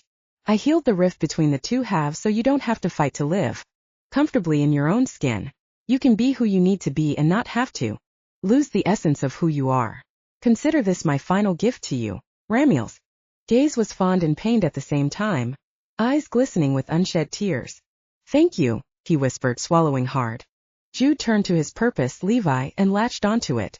He used the memory of Levi to push everything back, recalling his lover's touch as Levi's hands roamed over his body, the taste of Levi's lips, and how he'd wanted to make love to his best friend. Then he delved into the place within him that had howled when Levi had been taken away. The rush of anger and need was much more overwhelming than the reaction stirred by the awakened memories. Even the adoration of a couple of angels couldn't top the love he held for his werewolf. Come, let me release you. Jude went a step away in order to see to the chain on Ramiel's ankle when a sudden and blazing pain bit through his upper chest. Dazed, Jude stumbled back and looked down at the jeweled dagger sticking out of his left shoulder. Amidst the revelations of the healing kiss, Jude had forgotten Ramiel was living under the White Witch's compulsion. He didn't feel any sense of betrayal because when he glanced back up and met Ramiel's sorrow-filled gaze, shining golden tears fell from those large lavender eyes. I'm so sorry. Giving you the healing kiss, I had no more strength to fight. The spell set upon me. I pray that with your regained memories you now have the knowledge to get past the leech and free your wolfmate. Perhaps one of these days you will grant me forgiveness for not being able to break the spell. The last Ramiel said in a low, agonized whisper Jude barely heard. There was no time to explain. He understood and held no grudge. Ramiel had been chained, his wings hacked off, had most of his energy drained, was cut off from the host and separated from Herda. The White Witch was a formidable foe, one they'd struggled against for almost a millennia. That Ramiel hadn't struck at Jude before then was a testament to his inner strength. Thinking on it, Jude knew he would have defended against Ramiel, but he didn't believe he could have struck back. Knowing the treachery of the White Witch's mind, Jude was sure that was what he counted upon. Ramiel had wounded Jude, but his strike wasn't a killing blow, which would probably piss off the White Witch. Good. Let the bastard seek out Jude himself if he wanted Jude dead. He'd be ready and waiting. Next time Jude wouldn't be the one screaming. He grinned, baring his teeth at his inner thoughts as he reached over his left shoulder with his right hand and drew Johil. His knees buckled and he lurched forward, attempting to keep on his feet. The huge metal doors leading to the area where the captives were held burst open, and a team of well-armed mercenaries surrounded Jude and Ramiel, but warily didn't come within Ramiel's reach. Loud clapping echoed through the warehouse. Nicely done. The man who had ordered Levi taken away stepped from the doorway. Sterling Jones. His three-piece Prada suit looked out of place in the dilapidated warehouse. I thought you were bluffing, Ramiel. Knowing your history with Yulf, I didn't believe you when you said he wouldn't blindly run to your rescue. Marks will be pleased to finally have the sword. Soon we'll know the identity of the shield. Jude surveyed the soldiers surrounding them, noting the gear and hardware the men carried. His left arm hung uselessly at his side with blood soaking his shirt running down his chest. The numbness of the wound slowly gave way to a throbbing pain. Sterling strode around the circle until Jude had a clear view of him. So we meet again, yelped Magnus. Sorry if I don't give you a warm greeting, asshole. I don't know who you are. I have a knife sticking out of my chest and a dozen men pointing semi-autos at me. I'm not feeling inclined to be polite. Jude strained his hearing, trying to catch a sound of his werewolves. Were they close? Sterling laughed with genuine mirth. I'm sorry you don't remember our time together. It was a very memorable period for me. You do have a magnificent scream. I can't wait to hear you beg for your shield's life again. His derisive snort caused the pain in Jude's shoulder to flare, and he lost his breath. He didn't have to pretend to stagger towards Ramiel, his vision going white around the edges as he dropped his gaze to the lock on Ramiel's shackle. He was so close now, but he needed to focus. Sterling's voice evoked buried, unwanted memories laced with agony, sorrow, blood, and hopelessness. Jude sternly reminded himself he wasn't that person. He hadn't endured those atrocities. What do you want? Jude bit out, blinking rapidly through the visions. There are many things I want. Plenty of humans to feed upon. To be able to shed this wretched body for a more powerful one. I'm so tired of hiding from a pathetic species that excels at killing members of its own race when I can do better. Once the veil has been ripped away, I will be awarded my due. I'll live as I deserve. I don't suppose you can offer me that. Jude lifted his sword and pointed the wavering tip at Sterling. I can offer you a quick and clean death at the end of my blade. Sterling squinted, all humor gone from his voice. Oh, you have retained your wit. You're going to be so much fun to break again. Too bad you won't get the chance, Jude spat. Concentrating and putting the last of his strength into his sword arm, Jude swung with all of his might at the lock of the shackle holding Ramiel captive. The different magics of the blade and the chains exploded against each other. The metal of the sword proved the stronger of the two, and Ramiel's restraints flew apart. Pieces of dangerous shrapnel embedded themselves in Jude's leathers and exposed skin. The mercenaries responded by immediately opening fire, even as Sterling Jones screamed for them to halt. Jude felt slugs pepper his torso until a dark shadow bore him to the ground, covering his weak frame with a bulky one. Stay with me, Yelf. Hydra is on his way. I can feel him again. Came Ramiel's frantic whisper. The roar of the werewolves echoed off the rafters of the warehouse. Jude pulled in one ragged breath after another until he began to cough. Ramiel scattered healing kisses onto Jude's forehead, murmuring promises, begging Jude to fight. The screams of the mercenaries mixed with the werewolves' howls of triumph, the sound of gunfire dying out until Jude heard only the ringing of his ears. He had come so close to keeping his promise, to be there for Levi and Hector. He attempted to breathe again, the tightness in his chest loosening its stranglehold on his lungs. The dull clink of metal sounded close by, like shell casings falling onto the concrete floor. Ramiel glanced down at Jude in wonder. Your body has pushed out the bullets. You're healing. How can that be? My healing would only mend the wound, keep you from bleeding out, and not remove the bullets. You were supposed to lose all of your... Jude had no idea what Ramiel was talking about. He was simply happy he'd begun to heal. He'd been unconscious last time his body had been restored. A visceral yell made Jude aware again of the battle going on around them. Ramiel grunted in pain and rolled off Jude. Sterling had a length of chain wrapped around his fist. Each punch rocked Ramiel's head to the side. Jude didn't know what the chain was crafted of to injure Ramiel so, but he refused to allow Sterling Jones to beat Ramiel to death with it. Jude rolled to get up only to scream. He'd forgotten about the knife, which was jostled by his movements. The Nephilim blade burned, and if he didn't remove it, he would be poisoned. Jude rolled shakily to his knees, wrapped his fingers around the jeweled hilt and pulled it from his chest. Blood burst forth in a great rush. The world slowed down, each second slower than the beat of his heart. His life poured from the wound. The knife clattered onto the stained concrete floor next to his sword. From the shadows of the dusty warehouse rack stepped Diego with Beck following closely behind. Jude watched as they stealthily approached Sterling, with sluggers twirling in nimble fingers. Sterling Jones was unaware of the danger stalking him as he tirelessly pummeled Ramiel with the magical chain. Diego held a bat in each fist, the wood already stained red. To Jude's sight, both Diego and Beck glowed like beacons, surrounded by a pure white light. Como estes, pendejo? Diego sneered right before he tapped Sterling on the side of the face with one slugger, the force of the blow sending Sterling hurtling backward, his body spinning and landing hard on the concrete where he lay still, groaning. Jude swayed on his knees, grateful he could still feel the lingering effects of Ramiel's healing kisses, the wound under the press of his hand steadily bled less with each passing second. Grasping the hilt of the druid sword, Jude sheathed the blade with an unsteady hand before he crawled to where Ramiel lay. Hazy lavender eyes gazed up at him. As a Nephilim, Ramiel could heal the broken nose and the lacerations caused by the chain, but Ramiel had been held captive and severely abused for God knew how long.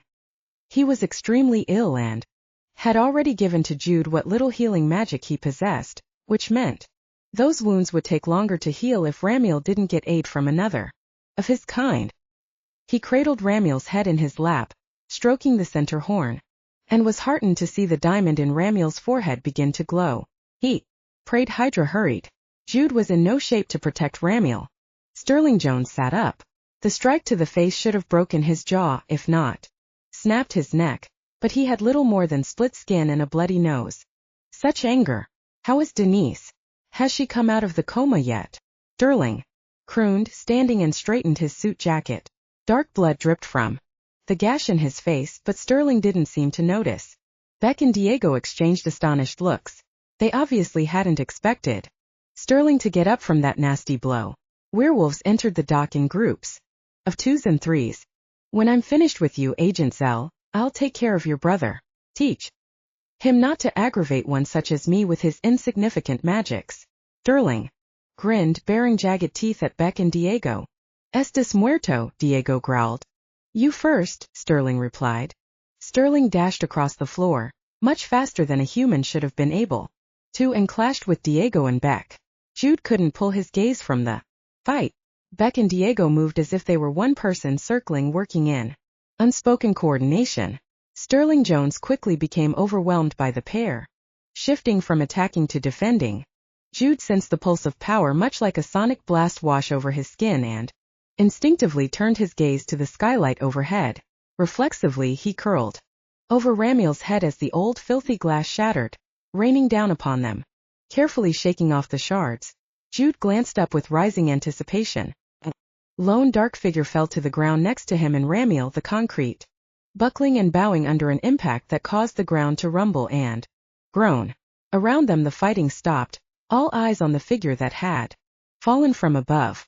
Hydra crouched close to the ground with wings extended straight up into the air behind him. Jude had forgotten just how dark Hydra's feathers were. Deeper than the color of a raven's wing, they appeared to melt into the shadows, with the exception of the final row of feathers splashed the color of Mediterranean blue. The face staring at Jude was nearly an exact replica of Ramiel's. Instead of Ramiel's black horns, Hydra's were white, his swept-back hair resembling Christmas tree tinsel. Jude wasn't surprised to see Hydra wore his battle armor of black obsidian, gilded with gold angelic script pulsing with a life of its own. His hard lavender gaze took in the chaos of battle around him, before coming back to Jude. Druid, Hydra's voice rumbled, vibrating in Jude's bones. Jude nodded to Hydra, glancing around the floor and making note of the security guards either lying unmoving or raising their hands in the air, staring in fear. The werewolves took advantage of the guards' momentary awe, and pushed the shocked men to lay face down on the floor with their fingers interlocked behind their heads. Other werewolves scurried a wide circle around Hydra, some coming to stand behind Jude while others went to Beck and Diego, surrounding Sterling, whose expression wavered between disgust and disbelief. For all of the movement, no one made a sound, as if afraid of what would happen if they drew attention to themselves. There was a reason the book said humans quaked with fear when standing before a member of the host. Angels were long-lived, and life quit rendering up surprises, always running in predictable circles. There wasn't anything an angel hadn't seen before, and so they regarded what humans thought horrific or spectacular as mundane and predictable, giving the impression they were emotionless. Because of that, many thought angels had no conscience, no heart. But they couldn't be more wrong. Angels hoarded and fiercely guarded what they loved, and Jude held in his lap the one person Hydra loved most. What transpires here? I came to free the werewolves and found Ramiel trapped as well, Jude replied, wary of Hydra's expression displaying relief, jealousy, and longing. Herta lifted the broken chain from the floor and scrutinized the links, running his fingers over the length. Am I supposed to believe you are not the one who stole Ramiel, hiding his voice and shielding his essence from me, chaining him to the floor like an animal? Herta roared the last, causing the ground to tremble with his fury. Dude! Jude shouted back, oddly unafraid. He wanted to throw his hands in the air. Hydra had always been contrary and distrustful of others' motivations. Jude would be offended by Herta's questioning, but he had to admit the situation was suspicious. Separated from Ramiel for so long, Jude didn't expect Hydra to be exactly rational. I'm 20 years old. Look to Vamp Boy over there for you answers. Jude cocked a chin towards Sterling, who had lost ground, blocked in with werewolves at his back, with Diego and Beck with their deadly bats preventing his escape. Whatever has transpired between us, I've always remained your friend, Jude reminded Herta gently. Hydra lifted his nose in the air and inhaled deeply. Jiddle Tiras! Herta bellowed in rage.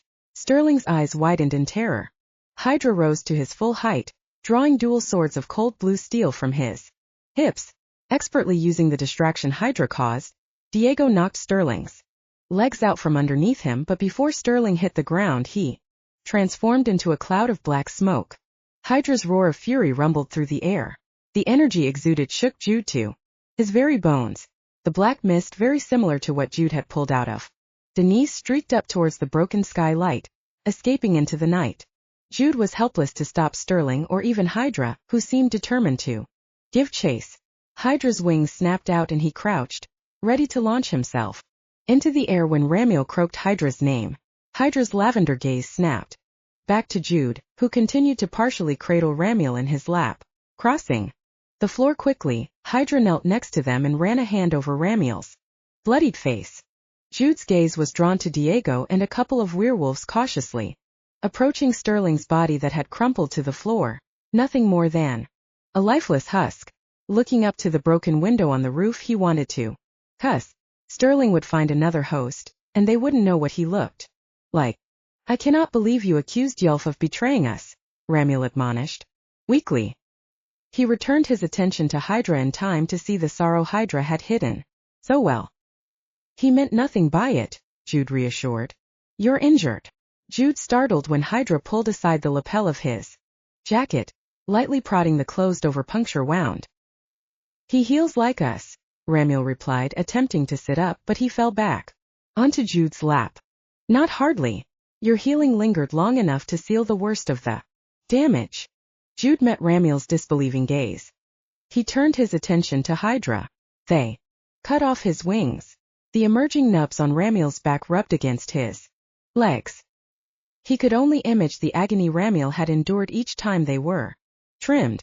Even though he knew the wings would eventually regrow, Jude's heart ached for Ramiel. Herta growled, convincing Ramiel to roll to his side so the damage could be assessed. The furrows of deep scars running the length of Ramiel's back made Jude's eyes sting. Only monsters could inflict such torture. Beck and Diego, along with the werewolves, cautiously approached, reminding Jude he had to get a move on. He had no idea if Sterling Jones had called for backup, and he still had wolf mates to free. You're going to have to take Ramiel out. The intended question came out more like a command to Hydra. With Ramiel gone, that would be one less person for him to worry about. What about you? Hydra's hard gaze softened somewhat as he searched Jude's face for what Jude didn't know. My work here isn't done, he replied, deciding to ignore Hydra's attention. Once Ramiel is safe, I'll come back and burn this place to the ground. Phew. Have people here, get them out quickly. Hydra's expression hardened once again. Jude sighed and gave a firm nod. You have been dormant for a long time, Yelf, Hydra mused. My name is Jude. He barely kept from snapping. I can see where Ramiel tried to open your mind's eye with healing, but your soul still harbors the wounds inflicted by that leech, Jiddle Tiras. Jiddle, you mean Sterling Jones? I don't understand what he has to do with. Hydra's lip curled in distaste when he interrupted Jude. It is too dangerous for you to be embroiled with the werewolves and not remember what you should I will unlock your mind's eye. Before Jude could argue he didn't need any help from Herta, whatever that might be, Hydra leaned over Ramiel and pressed a kiss to Jude's forehead. Where Hydra's lips touched, Jude's skin burned with a cold that seeped into his pores, delving down past his skull. Unlike Ramiel's healing that had warmed him, sealing the cracks of Jude's soul, Hydra's touch burrowed under. And like a door torn open by a torrential storm, memories burst forth. They flooded Jude's thoughts with faces and smells and scenes both beautiful and terrifying. He was helpless against the onslaught of knowledge, rocked by emotions that stole his breath, leaving him stunned and his thoughts muddled. Once again. Fucking hell. I wished you two would stop doing that. Jude's voice was faint, even to his own ears. He blinked rapidly as he pressed the heel of his hand to his forehead, rubbing the chill from his skin. With a detached awareness, he watched as Hydra gently gathered Ramiel into his arms, his ebony wings unfurling. In a swirl of air and dirt, Hydra launched skyward, leaving through the broken skylight. Jude fell to his side, curling into a ball as his mind was assaulted with an overabundance of information. For a moment spots filled his vision, and he thought he'd pass out. Overwhelmed beyond comprehension, he would have welcomed the reprieve if there hadn't been people counting on him. His task wasn't finished yet. Jude fought down the awakened memories, his temples thumping with the growing headache that threatened to be debilitating. He'd consider what he'd need to do once everyone was moved to safety. Come on. A hand gripped his elbow and Jude glanced up, surprised. He'd forgotten Diego and Beck had been behind him, and he felt a curious embarrassment at them helping him to his feet. The werewolves gathered around. Closer now that Hydra was gone. The mercenaries? Dead or captured? Beck replied in a flat voice. None escaped. Jude couldn't find it within him to care. Recalling Hydra's warning, Jude said, anyone who is alive needs to be moved out of here quickly. He didn't know how soon Herta would return, and he was wary of being in the same vicinity as Hydra, at least until he sorted through and fully understood what Hydra had done to him. He shrugged off Beck's and Diego's helping hands, determined to stand on his own. Together they moved to the large steel door. Jude was glad when Beck produced a bloody set of keys. The silence as Beck tried each one was uncanny. But as soon as the door was unlocked and slid open, the werewolves gave a triumphant howl. Within the room came answering howls that sounded far too weak. Jude's heart stalled at the scene unveiling before him. Row upon row of metal cages on rollers filled the expanse of warehouse floor. Werewolves rushed in, prowling the aisles searching for their mates and families. There had to have been 100 or more people there. Many more than Jude's pack was missing. Steel slave collars bound the occupants to the cage's bars for no reason Jude could imagine other than to humiliate them. Women, children, and werewolf alike had been abused.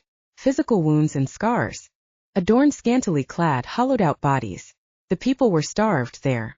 Heads shaved, probably to cut back on the potential for pestilence and disease. Some were too weak to respond to frantic whines from their loved ones. Jude squeezed his eyes shut as he fought panic at the thought of what had been done to Levi. The need to find his wolf mate clawed at him. Bertel, Jude barked with waning patience. Choose 5 men and open these cages and get people out of here. We don't have time to tend to their wounds. We'll do that when they're safe back at headquarters. An archangel will be back to level the building, and we want to be gone before he does. He heard Diego and Beck coordinate transportation. Bertel had many more than 5 volunteers to move the newly freed pack members out.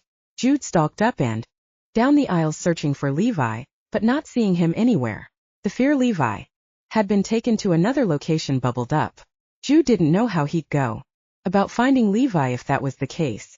The thought of not taking Levi home tonight only added to his inner turmoil. Flashes of terrible scenes from a past Jude didn't wish to claim, pushing his imagination to the darker corners of his mind. Toward the rear of the building was another set of steel doors. He didn't have the patience to find someone with a key.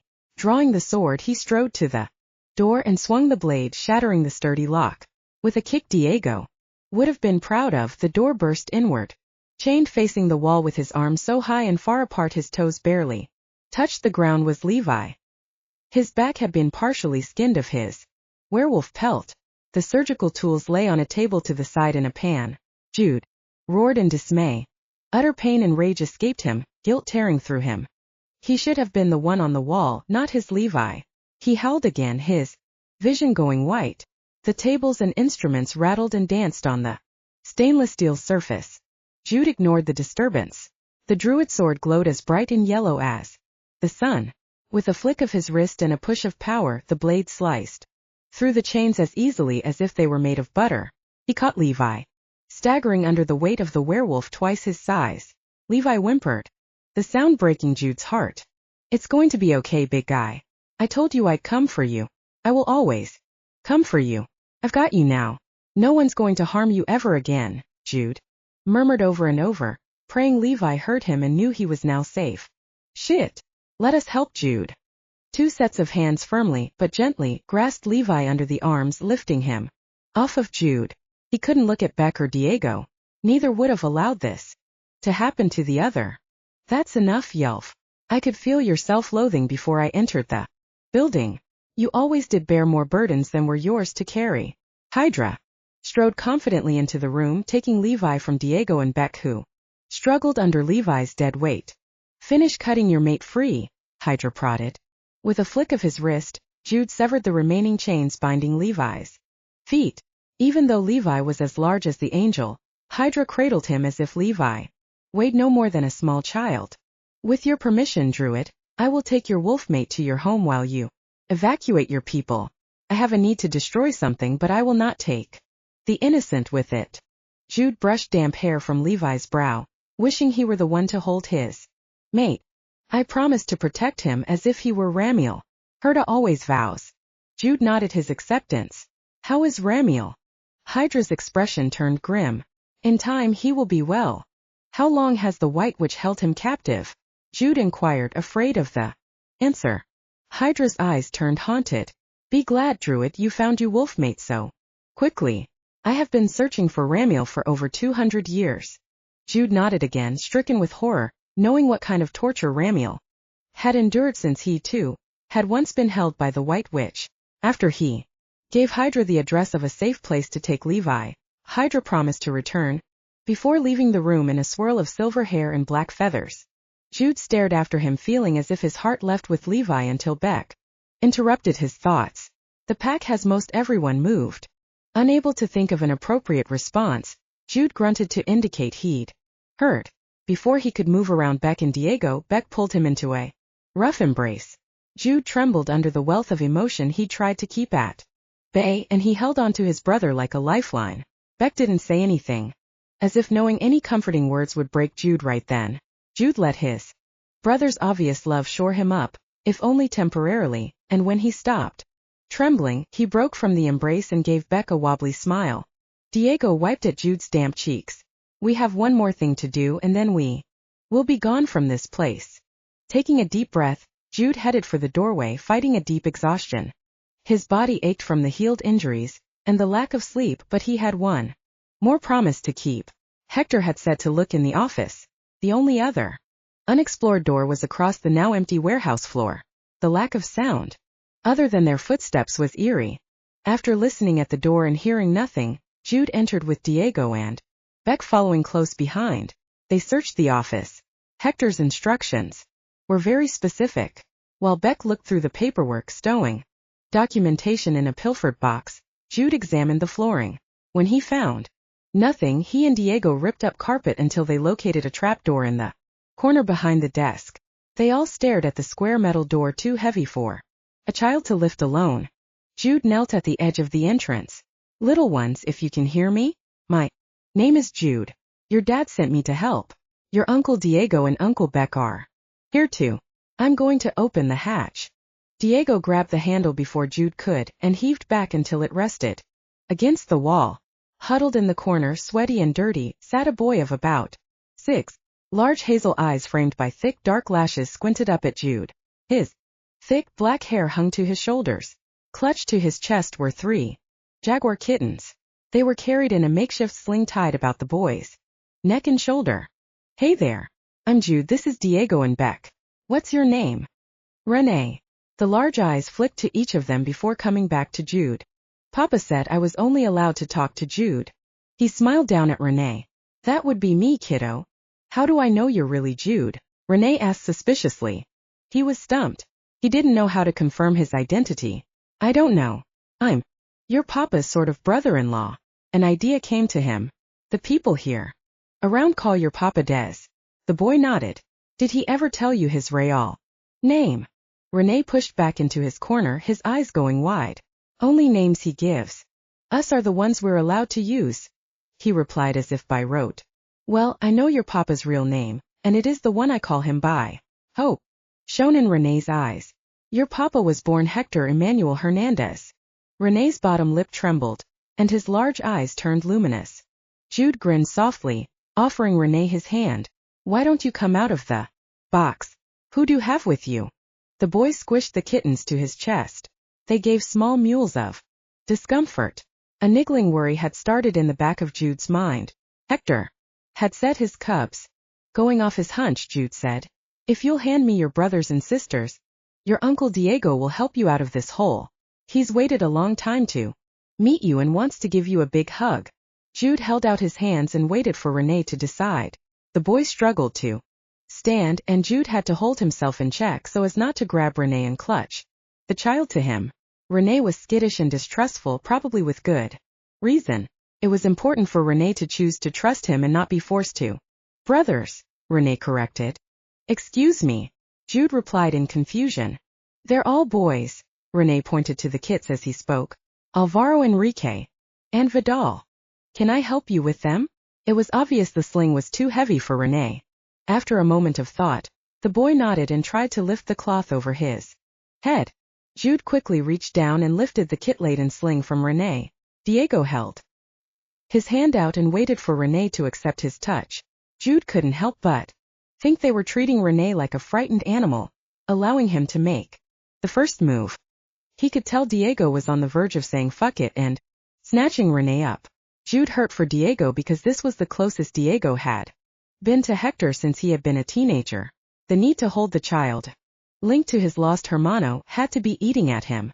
As soon as René raised his arms, Diego lifted him up, enveloping René in strong arms. We've got you now. Diego repeated the words softly over and over. Beck embraced both Diego and René, lending his obvious love and support. Jude hung the sling around his own neck and scratched the ear of the kitten, who stared longingly at Diego and Beck. On instinct, Jude moved closer to the group, drawing Diego's gaze. Jude could see Diego's confusion and knew he'd have to explain the how, but now wasn't the time. Diego swung René to one hip and considered the three kittens. Their mewling intensified when Diego tentatively scratched behind ears. The jaguar kits ate up the attention. Beck's hands joined the frenzy, and Jude held still as the boys became acquainted with their family. They like you, René stated, the rest of the tension leaving René's little body. I hate to break this up. Herta will be back soon to destroy the building. Jude stepped away and pulled the kits closer to his chest, finding a comfortable spot for the sling to rest. Right. Let's get the kids home. Diego switched René to his other arm and lifted the bag that had been in the hatch with René. Oh, they aren't going to like Hector's instructions, Jude thought as they left the office. On reflex, he covered the kittens with his coat. This was the only world they probably knew, but he still had the urge to protect them from the sights, especially when they walked into the main warehouse where the battle had taken place. The dead lay where they had fallen. Diego pushed René's face into his neck, whispering soothing words. The urban shaman Neil, along with several dozen other druids, waited for Jude. It was a sea of brown and black leather, hooded gray cloaks, staffs, spears and swords. The kits stilled in the cloth sling and became silent. Diego handed René over to Beck in exchange for a couple of Louisville sluggers. Neil, to what do I owe this visit? Jude asked, wary even though he didn't feel threatened. We've come to offer our help, Neil answered, his gaze taking in Beck, René, and Diego. You're a little late to the party, SA, Diego interjected, moving next to Jude. Neil grinned. Just because you didn't see us doesn't mean we weren't here. Why do you think the police haven't arrived after all the noise from the gun battle? Muscle isn't the only way to fight, SA. Diego tapped the end of the slugger to his forehead and pointed it to Neil. My bad. I'll keep that in mind next time. Neil turned his gaze to Jude. What I meant was we'd like to help you and your werewolves, and any other species you're assisting. Why? Jude asked, confused. The druids had been hiding as far as he could tell. Some of us lost our purpose. Others thought pulling away would protect us. Slowly, over the centuries, we've been disappearing into the human world, but the time has come for us to come out of hiding. You're the first to step forward, but you won't be the last. The rest of the druids need to be found before the witch tracks them down. For those of us standing here, your cause gives us purpose once again. Jude didn't know what to say. Whatever he would have said was stalled when a dark shape dropped from the skylight. Hydra didn't land so dramatically this time. He smiled at Jude until he noticed Neil and the other druids, frowning with a fierceness that caused Jude's skin to prickle in alarm. Herda. Spat, Neil. Crawling out of your hole to pull Yulf into another one of your doomed campaigns? Haven't you taken enough from him, caused him enough trouble? Where are your charges, Neil? What is it this time? Who are you trying to save? Jude stepped in between them, hands raised in a placating gesture, attempting to ward off a fight. Hydra's dislike of Neil was well remembered, but the two ignored him as if he wasn't there. Neil's expression turned grim. We are here to join Jude in his cause. We were hoping he would be the one to save us. I know you blame me for taking Yulf away from you. Thunder rolled through the air, matching Hydra's stormy countenance. I blame you for his death.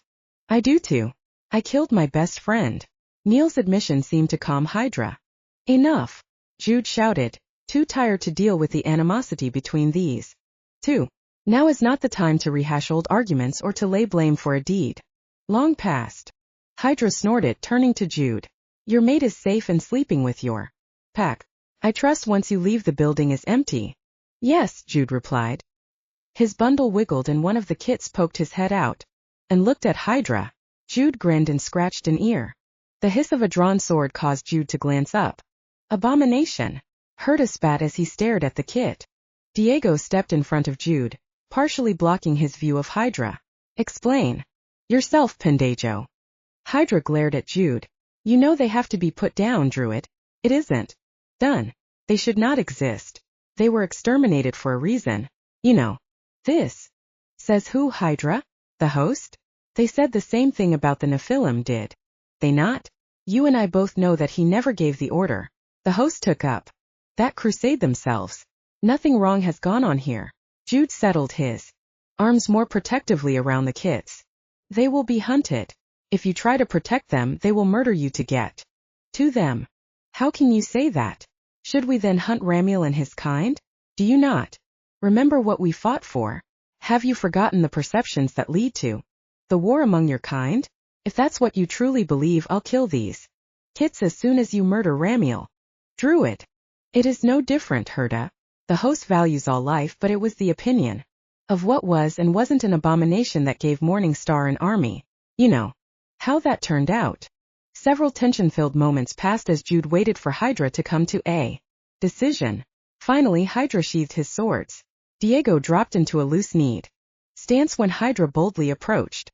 Jude placed a staying hand on Diego's shoulder, hoping to keep Diego from attacking. Hydra dropped to a knee. Thank you for reminding me. I had forgotten. Jude stepped from behind Diego's protection, ignoring the sharp look Diego sent him. I'm not the one you need to apologize to, Jude admonished. The kits trembled within the sling, only the bravest of the three peering over the edge. Hydra held out his large hand and the kitten growled. My apologies, he said softly. Their names are Alvaro, Enrique, and Vidal. Renee piped up. Papa says when you say sorry you're to use their names. Hydra nodded at Renee. Your papa is a wise man. Turning back to the kits, he apologized to each one individually. A small paw touched Hydra's hand as if testing before the kit climbed into Hydra's large palm, sat down, and looked at the angel with large amber eyes. Something indefinable changed in that moment. Jude didn't know what, and for the first time in his life he prayed it was for the good. He had a feeling these children would need all the good they could get.